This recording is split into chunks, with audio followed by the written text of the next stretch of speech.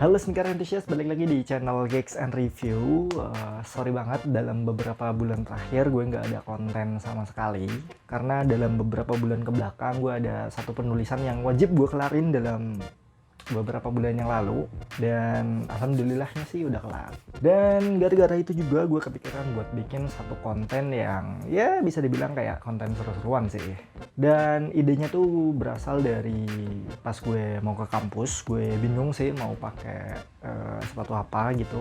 Terus gue lihat di rak sepatu ada satu sepatu basket nih yang lama udah nggak gue pakai karena outsole-nya udah habis ya. Jadi kalau gue pakai udah licin. Dan gue kepikiran buat bikin satu konten seru-seruan, yaitu ngubah sepatu yang kayak gini jadi sepatu yang gini. Nah, buat kalian yang pengen ngikutin langkah-langkah gimana caranya nge-sole swap sebuah sepatu, kalian boleh nanti ikutin gue aja. Jadi sepatu kalian, sepatu bekasnya kalian, atau sepatu kalian yang udah lama gak kepake di rak sepatu yang udah berdebu, daripada dibuang ke sampah, mending kita sole swapin aja. Biar tampilannya tuh rada baru dan bisa dipakai lagi. Let's check them out.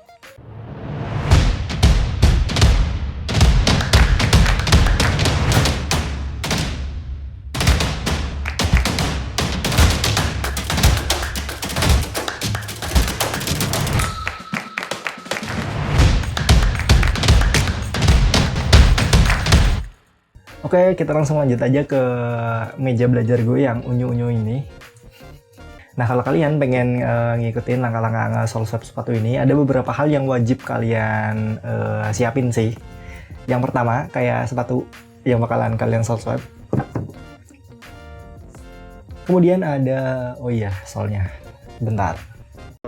Nah, yang kedua ada solnya yang mau kalian pakai. Nah, di sini gue pakai solnya Nike Air Max 270.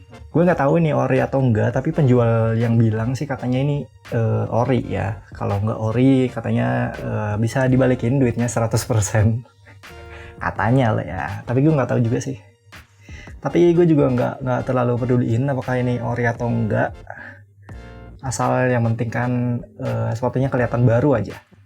Nah, kalau kalian mau nyari sol-sol kayak gini, gue cantumin linknya di bawah. Gue belinya di toko oren sih, ya kalian pasti tau lah. Tinggal cek link di bawah aja. Ya kali aja penjualnya pengen ngasih gue endorse satu gitu, satu sol swap lagi, biar gue bisa gue bisa bikin satu konten sol swap lagi. Nah, barang selanjutnya yang wajib kalian sediain adalah aseton. Aseton ACT. Ini kalian bisa beli juga di toko online, harganya murah kok. Ini gue beli seliter kira-kira 35 ribuan.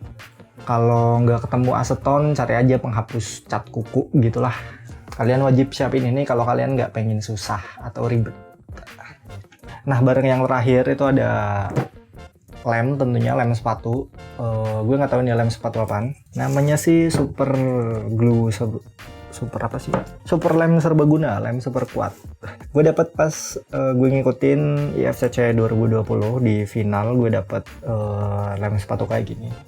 Sebenarnya ada lagi sih lem sepatu kayak gini juga, dapat dari BPIPI. Cuma ini kayaknya harus pakai satu bahan kimia lagi deh. Gue nggak tahu bahannya apaan. Dan gue rasa gue pakai yang ini aja. Oke, kita singkirin dulu barang-barang yang lain. Kita lanjut ke misahin antara upper sama bagian solnya. Kayaknya lebih enak gue zoom lagi. Oke. Nah, nih misahin antara sol sama bagian uppernya. Nah, kalau misalkan sepatu kalian itu lemnya masih kuat, nggak udah habis kayak gini, lemnya udah nggak ngerekat lagi. Kan tadi gue udah bilang, kalau misalkan kalian nggak pengen ribet, kalian beli aseton. Jadi fungsinya si aseton ini tuh buat ngurangin daya rekat dari si lem sepatu yang kalian punya sih. Itu nanti tinggal kalian tuangin aja ke bagian dalam. Dan jangan lupa kalau misalkan mau nuangin si aseton ini, insole-nya wajib dilepas dulu ya. Nah, jangan lupa bagian insole-nya kalian lepasin dulu, bagian yang ini. Nih, insole-nya kalian lepas dulu. Biar si bagian strobelnya nih yang putih-putih nih itu ke expose. Nanti kalian tinggal tuangin aja si aseton ke dalam sini buat ngurangin daya rekat dari lem di sepatu kalian. Oke, langsung kita lakuin aja. Nah, nih kalian masukin ke dalam sini aja.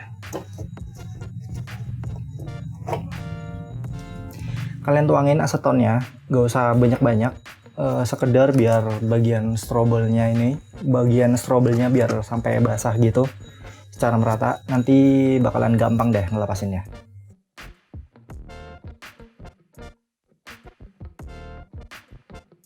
Baunya kuat banget alkoholnya.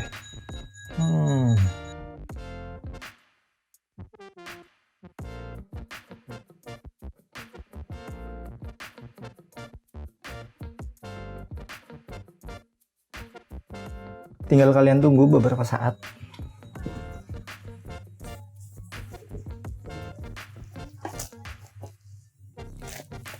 Well, it's very easy, bro.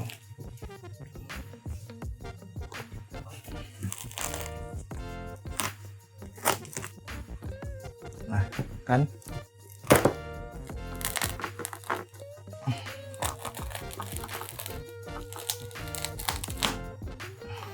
Udah, lepas. Segampang itu, guys. Nah, kenapa gue bilang si aseton ini tuh wajib kalian beli? Karena kalau enggak, kalian itu kalau mau ngelepasin bagian upper sama bagian solnya, kalian itu nanti harus ngerebus air, masukin ke dalam sepatunya, nanti kalian kletek dan segala macam, butuh effort, butuh waktu, dan tangan kalian panas. Tapi kalau ini, ya kalian tinggal nahan baunya aja sih, bau alkohol kuat banget. Oke, habis itu, nih kalau kalian lihat di bagian uppernya, kan udah kelepas tuh, tapi masih ada sisa-sisa lem di bagian samping sepatunya. Nah ini tuh wajib kita bersihin.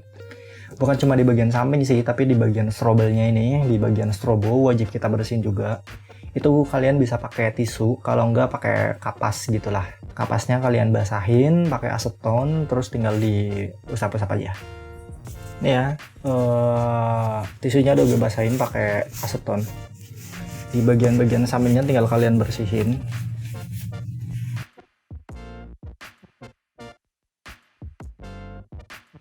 Nah, gunanya bersihin bagian-bagian samping ini tuh buat apaan sih? Jadi kalau misalkan kalian nanti ngelem si upper ini ke sol yang baru, itu bisa nempel secara baik lah. Kurang lebihnya sih gitu. Karena kalau misalkan masih kotor, nanti lemnya itu kayak nggak ngerekat dengan baik. Kurang lebihnya kayak gitu. Dari sepatu yang pertama. Karena gue sebelum bikin video ini, tuh gue uji coba dulu ya. Itu kira-kira berhasil nggak sih? Kalau gagal nggak gue bikin konten. Tapi karena berhasil ya udahlah gue bikin konten aja.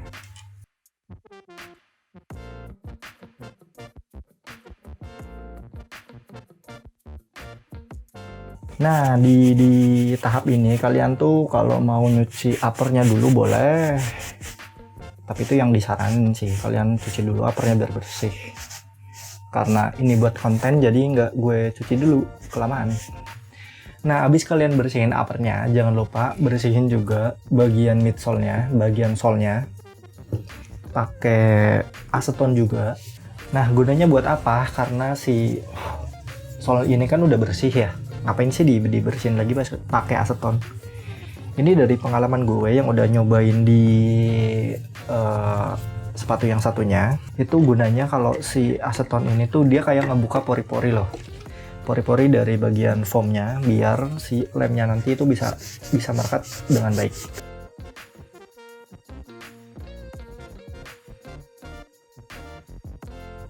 Nah, bagian solnya udah kita bersihin. Habis itu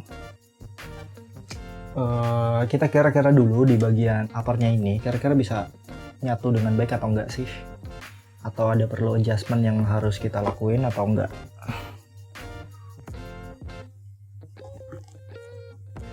Wait a minute. Nah, kayak yang kalian lihat, si bagian upper sama bagian solnya ini itu dia nggak bisa langsung dipasang gitu loh. Jadi perlu modifikasi. Dari yang gue lihat sih, kayaknya shoeless antara si Air Max 270 ini sama si shoeless-nya Nike Air Versatile ini itu rada beda ya. Kalau yang seri Nike Air Versatile ini dia itu cenderung lebih ke narrow, rada nyempit di bagian sininya, di bagian atasnya, di bagian depannya. Tapi kalau si Nike Air Max 270 ini, dia itu di bagian depannya lebih lebar lagi. Terus di bagian tengah sepatunya, di bagian tengah solnya ini, di bagian sini, itu dia itu kayak menyempit gitu loh. Jadi nggak cocok sama yang ini. Kemungkinan karena si shoeless yang dipakai beda. Kemungkinan sih kayak gitu. Jadi perlu kita custom bagian uppernya, perlu kita potong nih si upper sama bagian strobelnya. Nanti kita potong bagian uppernya juga berapa milimeter, beberapa mili, nanti kita jahit ulang. Nanti kita jahit ulang si strobelnya, terus baru kita bisa pasang ke si bagian solnya ini. Ya mungkin kita bakalan lanjut ke besok hari buat ngejahit si bagian upper sama bagian strobel biar bisa kita pasang di bagian sol Air Max 270. Jadi langsung kita skip dulu aja. Dan ini adalah upper seminggu kemudian. Sorry banget, upload video ininya jadi makin lama. Gue ada kewajiban lain yang wajib gue selesaiin terlebih dahulu. Nah, bisa kalian lihat bagian uppernya itu ada yang gue potong kira-kira setengah senti. Kemudian gue jahit ulang si bagian upper sama bagian strobelnya. Itu jahit manual ya, jadi rada makan waktu dan rada sakit juga sih tangan gue. Dan kayak yang kalian tahu, si shoeless dari Nike Air Versatile ini sama shoeless dari solnya Nike Air Max 270 ini itu rada beda ya. Jadi meskipun udah gue coba maksimalin buat bikin si sepatu ini ngefit di bagian solnya si Air Max 270, tapi ya karena balik lagi karena shoelessnya beda, jadi kita nggak bisa ngepasin atau ngefitin bagian upper sama bagian solnya. Ya nanti bisa kalian lihat sih di akhir video fit dari si sepatu ini tuh kayak gimana. Nah, proses selanjutnya ketika kalian mau nyatuin bagian upper sama bagian solnya ini, nah itu kan kalian harus ngasih lem di bagian sol sama di bagian uppernya. Dan biasanya kalau ngasih lem ke material ini, dua material ini tuh pastikan kalian kasih jeda. Kalian harus tungguin dulu 30 menit, kemudian kalian panasin pakai heat gun, hair dryer, atau biasanya sih karena gue nggak ada dua alat tersebut jadi gue panasin aja pakai kompor. Kemudian tinggal kalian tempelin dan pastiin pas kalian nempelin itu fitmentnya itu sepas mungkin ya. Jadi kalian nggak ngulang lagi, kalian nggak ngelem lagi, nungguin 30 menit, terus kalian panasin, terus baru kalian tempelin lagi. Oke, langsung kita lanjut aja ke proses ngelem sepatunya. Nah, proses selanjutnya adalah kita bakalan ngelem bagian solnya sama bagian uppernya. Dan bodohnya gue lupa beli kuas buat lem. Jadi kali ini gue bakalan pakai sikat gigi bekas. Adanya ini jadi gue pakai ini aja deh. Oke, kayak yang gue bilang sebelum kita ngelem bagian si solnya wajib kita bersihin dulu pakai aseton.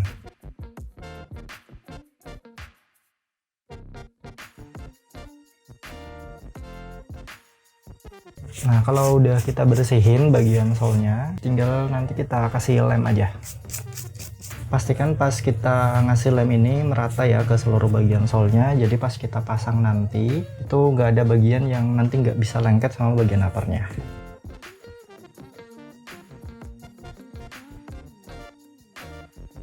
Nah, kita udah selesai ngasih lem ke bagian solnya, habis itu kita tungguin selama 30 menit. Dan proses selanjutnya adalah kita bakalan ngerem nih bagian uppernya. Seluruh bagian strobelnya bakal gue lem. Terus juga bagian-bagian samping sepatunya juga itu bakalan gue lem.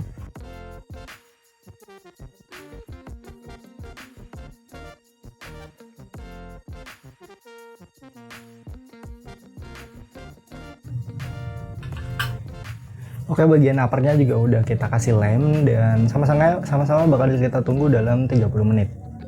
Kira-kira udah 30 menit, kemudian kita bakalan cek apakah lemnya ini udah kering atau belum. Tinggal kita sentuh aja. Terus kemudian baru kita panasin, kemudian baru bisa kita pasang.